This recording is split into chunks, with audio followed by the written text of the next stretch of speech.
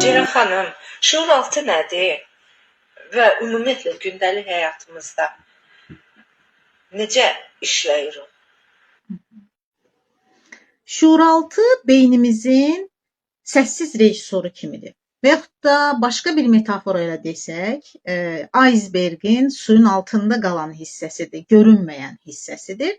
Biz yuxuda olarkən də, hər hansısa bir işi görərkən də şuuraltı yenə də bizi idarə etməyə davam edir. Məsələn, həyatımızda təkrarladığımız səhvlər təsadüfi deyil. Bu, şuuraltımızda qalan hansısa proqramların hələ də aktiv olmasının göstəricisidir.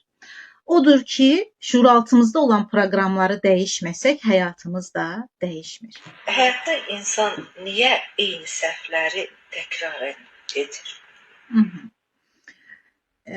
Həyatımızda olan səhvlərin təkrarlanması beynimizdəki avtomatlaşmış proqramın işlək vəziyyətdə olması deməkdir. Yəni, bu nə ilə əlaqəlidir? Tutaq ki, sən dəfələrlə eyni səhvi təkrarlayırsan. Bu, deməkdir ki, şuur altında olan köhnə bir proqram, nə vaxtsa nədənsə qorxmusan və yaxud da başına hansısa bir fəlakət gəlir və bu sənin şuur altında qeyd olunub və indi həmin proqramla şuur altı səni eyni yolda aparmağa davam edir və sən bundan xəbərsizsən.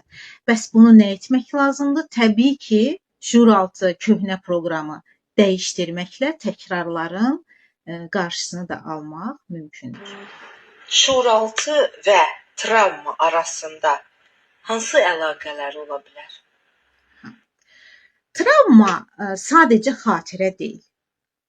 Bu, məsələn, biz hadisəni yaşadıq və hadisə bitdi, amma onun yaratdığı hiss, duyğu, ağrı, həyəcan, utanc, fərqli hisslər ola bilər. Onlar hələ də bizim daxilimizdə canlı olaraq yaşayır. Və şuuraltı əslində bizi qorumaq üçün həmin hissi təkrar işə salır və bizə xatırladır. Şuuraltını şəfalandırdıqdan sonra, yəni həmin hissi neytrallaşdırıb şuuraltımızı azad etdikdən sonra, təbii ki, sağalmış şuuraltı bizə sakitlik, bizə huzur və dinclik bəxş edir. Uşaqlıqda olan travmalar, uşaqlıqda formalaşan inanclar, böyüdükdə insanın düşüncəsinə, hərəkətlərinə necə məhdudlaşır? Uşaqlıqda valideynlərimizdən, müəllimlərimizdən, eləcə də ətrafımızdakı başqa insanlardan eşitdiklərimizi sorğulamadan qəbul edirik. Və şuuraltımızda bu toxumlar kök salır. Ondan sonra isə yetişkin həyatımızda da davranışlarımızı idarə edir. Məsələn, mənfi inanclar var. Mən bacarmaram və yaxud da sevilməyə layiq deyiləm. Pul qazanmaq çətindir. Bu kimi mənfi inanclar həyatımızın müxtəlif sahələrində qarşımıza divar hörür. Amma xoş xəbər budur ki, həmin divarları aşmaq mümkündür. Çünki inancı dəyişdikdə həyatımız da dəyişir. Şuuraltındakı blokajlar insanın uğurunu, zənginliyini necə əngəlləyir? Şuuraltı blokajlar beynimizin gizli əyləci kimidir. Yəni, məsələn, sən həyatında tutaq ki, indiyə qədər qazana bilmədiyin məbləği əldə etmək istəyirsən və bunun üçün çalışırsan, vuruşursan, əlindən gələni eləyirsən, amma həmin istədiyin məbləğ gəlib çıxmır. Bu nə ilə bağlıdır? Bu, təbii ki, şuur altında olan blokajla bağlıdır. Tutaq ki, sən şuur altında mən bu məbləğə layiq deyiləm inancını daşıyırsan, amma bundan xəbərsizsən və nəticə olaraq sənin qarşısına çıxan fürsətləri də dəyərləndirə bilmirsən. Amma bu blokajlar üzərində işləyəndən sonra təbii ki, sən öz potensialını tanıyırsan, həmin potensialı həyatda tətbiq etməyə başlayırsan və yolların da açılır, uğur da qazanırsan və istədiyin nəticəni də əldə edə bilirsən. Özünə inamı itirmiş insan bunu şuuraltı səviyyədə necə bərpa edə bilər və bu mümkündür? Əvvəlcə onu deyim ki, özünə inamı bərpa etmək xarici şərtlərlə yaranmır. Yəni, məsələn, bir insan düşün, o öz gücünə həddindən artıq etibar eləyir, idmana gedir, əzələlərini inkişaf etdirib Yəni xarici görünüşcə hər şey qaydasındadır, amma daxilində elə bir problem var ki, onu həll eləyə bilmir. Onun üçün müraciət edir və deyir ki, mən bununla niyə başa çıxa bilmirəm? Axı mən belə güclüyəm. Və onda biz onun şuuraltı proqramlarına baxırıq və aydın olur ki, uşaqlıqdan ona sən bacarmazsan, sən eləyə bilməzsən, sən buna layiq deyilsən kimi mənfi inanclar yüklənir. Və şəxs həmin inancları fərq edəndə, artıq onların üzərində çalışmağa başlayanda təbii ki, onun həyatı da müsbət istiqamətdə dəyişir. Qorxuların əsas mənbəyi nədir? Yəni onlardan qurtulmaq ümumiyyətlə mümkündür. Qorxuların əsl mənbəyi əslində indiki reallığına bağlı deyil. O keçmişdə nə vaxtsa yaşanmış bir çarəsiz qaldığın, hansısa bir hadisə qarşısında dərk eləmədiyin qorxulardır ki, onlar səni bugün idarə edir. Amma şuuraltı neyini? Şuuraltı bizi həmin pis hadisədən qorumaq üçün səni yenidən, məsələn, pis bir münasibət yaşamısan və onun yenidən sənin qarşına çıxmağından qorxursan, buna görə də yeni münasibət qurmaqdan çəkinirsən. Bu zaman nə olur? Qorxular səni idarə edir. Amma məsələ ondadır ki, biz qorxularımızı tanıdıqda, onları dərk etdikdə artıq onlar bizi deyil, biz onları idarə etməyə başlayırıq və həqiqi azadlıq da elə o zaman başlayır. Şuuraltı təmizlənməsə, insanın həyatı necə görünür? Yəni əgər şuuraltında hansısa bir problemlər qalırsa, təmizlənmirsə, necə görünür? Əvvəla onu deyim ki, şuuraltının təmizlənməsi deyilən bir anlayış yoxdur. Yəni təmizlənmə mümkün deyil. Bu haqda daha geniş başqa bir video reelsdə danışaram. Amma şuuraltını dəyişdirmək mümkündür. Təbii ki, şuuraltı dəyişməsə, o zaman insanın həyatındakı hadisələr təkrar döngü halında davam edir. Bu nə ilə bağlıdır? Bu onunla bağlıdır ki, insan şuuraltında olan yatmış-keçmiş proqramları bilmir və bunun nəticəsində onun həyatına düşən fərqli insanlar da ola bilər, fərqli hadisələr də ola bilər. Amma hadisələr fərqli olsa da o emosiyaları, o duyğuları, o hissləri yenə eyni şəkildə yaşayır. Və bunun döngüsündən çıxmaq üçün nə etmək lazımdır? Təbii ki, şuuraltını dəyişdirmək lazımdır. Şuuraltı ilə əlaqəni gücləndirmək üçün ən sadə gündəlik texnikalarmı, addımlarmı, necə, yəni bunlara nail olmalılar, necə, bunlar hansılar?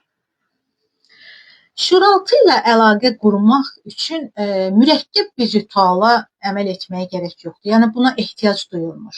Çünki şuuraltı sakitliyi sevir, diqqəti sevir, səmimiyyəti sevir. Məcazi mənada desək, şuuraltı 5 yaşındakı uşaq kimidir.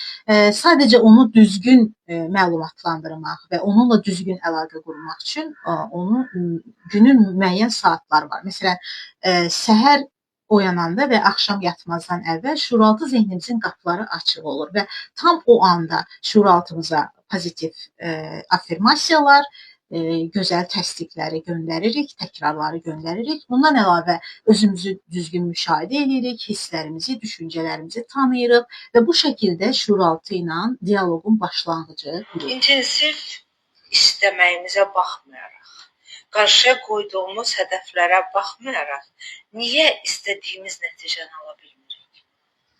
Yaxşı sualdır əslində.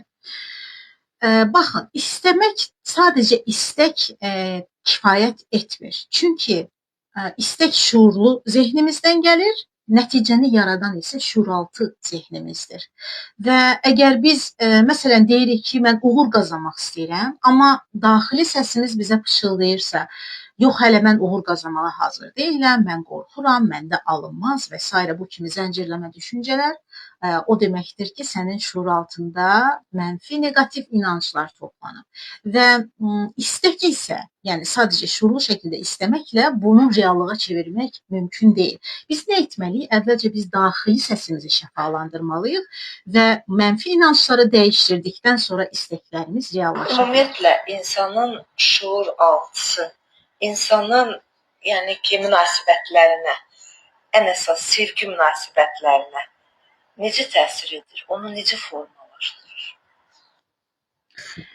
Əvvəlcə bunu bilməliyik ki, sevgi hisslərimiz ağıl vasitəsilə deyil, şuuraltı vasitəsilə idarə olunur. Yəni bu nə ilə bağlıdır? Uşaqlıqda ola bilər ki, səni sevgi hissini qorxu, rədd edilmə və yaxud da ə, tərk edilmə duyğuları ilə assosiasiya olunub və yaş ötdükcə artıq yetişkin yaşa gələn bir uşaq sevgi münasibətlərini də elə bu şəkildə görür və onun qarşısına da eyni insanlar çıxır və yaxud da özü həmin insanlara doğru can atır. Bu zaman nə olur? O sevgini bu şəkildə görür, bu şəkildə öyrənib çünki. Bu zaman şuuraltı bizə onu təhlükəsiz duyğu kimi göstərir, amma əslində elə deyil. Əslində biz yenə də toksik münasibətlərin içərisində qalırıq. Ta ki, köhnə proqram dəyişənə qədər, təbii ki, artıq işə yaramayan proqram dəyişəndən sonra şəxs öz sevgi hissini daha gözəl görür, daha sakit qarşılayır. Orada nə qorxu var, nə aşağılama var, nə mübarizə var. Sadəcə iki şəxs arasında sevgi frekansında axış olur. Yəni ki, sevgi qıtlığı, yəni valideynlərdən alınmayan sevgi sonraki münasibətlərə necə təsir edir?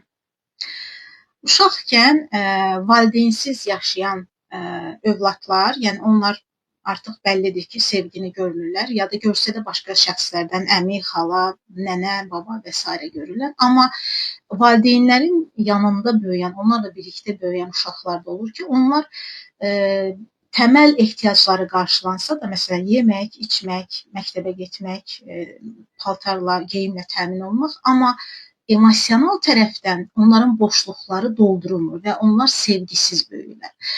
Belə olan halda təbii ki, bu uşaqlar da yetişkin yaşa çatanda artıq ətraflarında sevgi münasibətlərini toksik şəkildə yaşayırlar.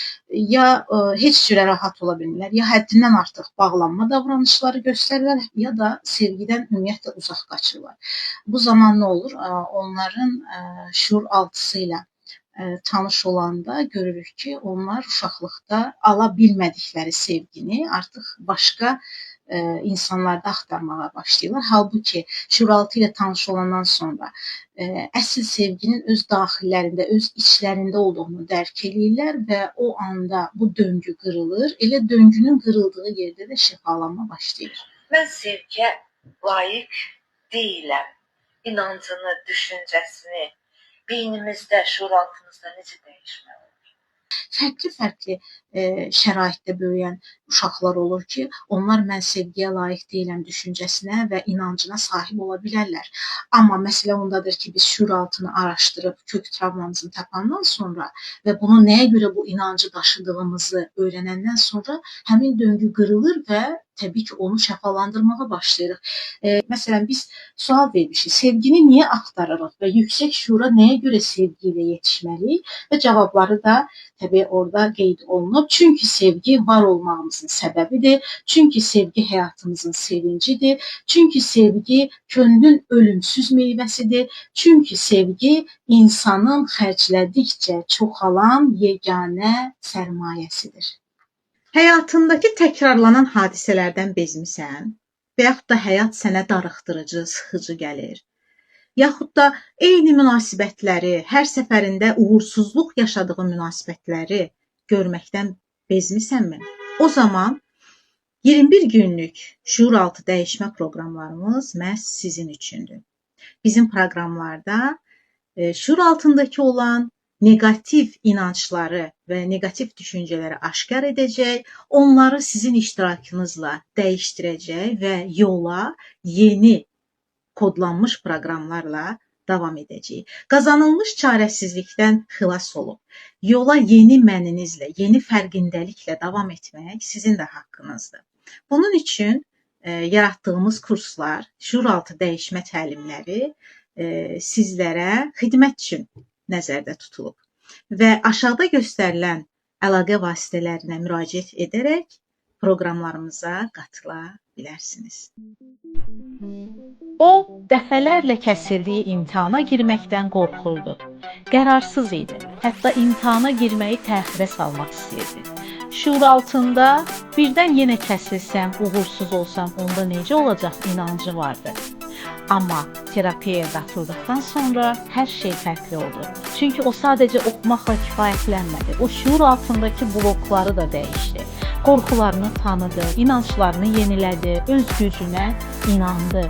Nəticə imtahandan uğurla keçdi. Ben seçtim imtihanı. Öpürəm sizi. Karyerasında böyük addım attı və özünə çoxdan arzuladığı yeni maşını aldı.